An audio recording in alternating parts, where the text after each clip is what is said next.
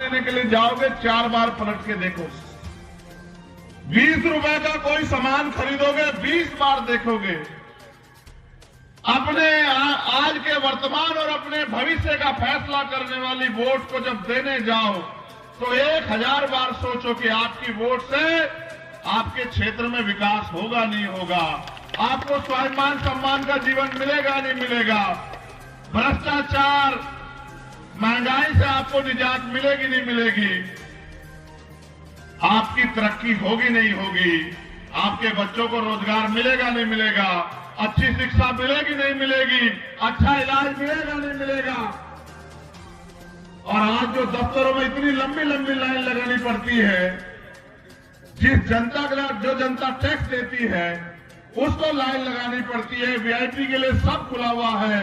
हमारे गठबंधन के जो मुख्यमंत्री के चेहरे हैं उन्होंने तो सबसे बड़ी योजनाएं कही कि जैसे नेताओं के लिए, अधिकारियों के लिए टोल फ्री है, गरीबों के लिए भी, किसानों के लिए भी, नौजवानों के लिए टोल फ्री होना चाहिए पूरा राजस्थान। ये सोच हम लोग लेके आए राजस्थान में। आप कभी किसी को वोट देते हो, कभी किसी को वोट देते हो, और जैसा मैंने कहा 1 रुपए के सामान पे भी सोचते हो। आप अपने दिल पे हाथ रख के बताओ, क्या रोहितास जी में अच्छा प्रत्याशी कोई मानसूर में है क्या? बताओ।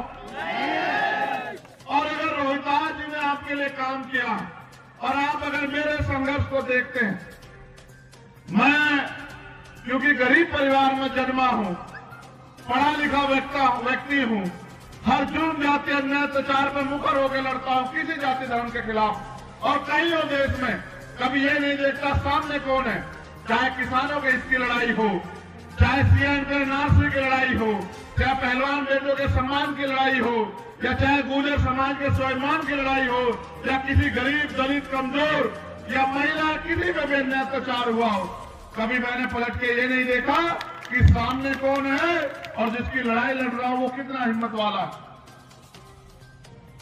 जब नेता लड़ाई लड़ता है उसको कमजोर करने के लिए सरकारी मशीनरी का प्रयोग होता है, सीबीआई, ईडी, इनकम टैक्स लगते हैं, झूठे मुकदमे जेल लगते हैं। मैंने तो 16 महीने आपके स्वाभिमान सम्मान के लिए जेल काटी है, कभी मैंने आपके स्वाभिमान सम्मान को कमजोर नहीं पड़ने दिया। दिल्ली में तिहाड़ जैसी जेल किसी भ्रष्टाचार पे नहीं काटी, 2 बार आपके स्वाभिमान सम्मान की लड़ाई लड़ते हुए काटी। इस उम्मीद से काटी कि जब मुझे अवसर मिलेगा आपकी सेवा करने का और आप मुझे आशीर्वाद देंगे तो फिर जो आज तक नहीं हुआ वो करके हम लोग दिखाएंगे। मैंने सड़कों की आपकी सारी लड़ाई लड़ी सड़कों की मैंने आपकी। जिनको आपने वोट देके ताकतवर बनाया वो आपको ढूंढे नहीं मिले होंगे। ये लोकतंत्र है, आप लाखों की संख्या में भी इकट्ठे हो जाओ, एक कानून नहीं बना सकते, लेकिन अगर वोट की ताकत से आप अपने नेता को ताकतवर कर दो तो जो कानून बने उनको लागू भी करा सकते हो और नए कानून भी बना सकते हो।